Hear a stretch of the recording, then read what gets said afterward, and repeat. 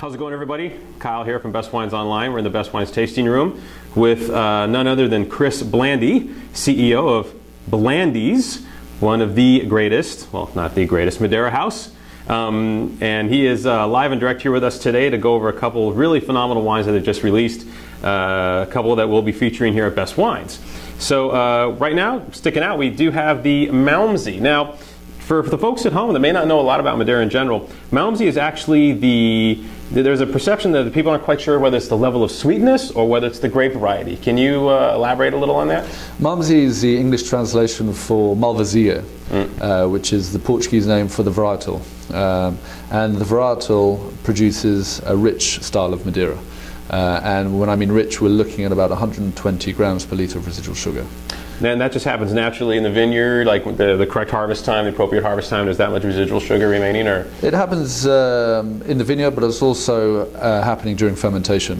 So the winemaker, he would stop fermentation with the addition of vinic alcohol earlier on with the Malmsey. So the Malmsey ferments for approximately 24 hours before fortification adding. Got it. Got it. Okay, in order to maintain that the richness of the sugar within the wine. Right. And now Malmsey has been made from the Malmsey grape, right? Correct. Yeah. No Tinto Negro Mole. Well, legislation actually states that Madeira wines, if they have the name of the varietal on the label, it must have at least 85%. At least 85, okay. Yeah. In our case, so for our dated wines, be it young Colheitas or vintage Madeiras, we always use 100% of the varietal that's on the label. Right.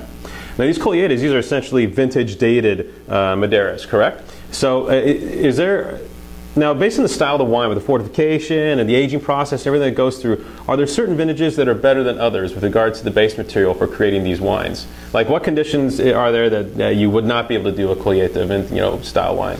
Well, we very much identify the must brought in, or the grapes brought in at harvest time and the must produce. We identify them as potential vintage or Colheita wine, or dated wine, should I say. So by mean identifying, they have to be of excellent quality, they can't have any diseases, and we analyze them to make sure that they have the right scientific backbone in order to last the number of years that they're going to age. Because as you know, Madeira, through its aging process, is through heating, it's through evaporation, natural evaporation.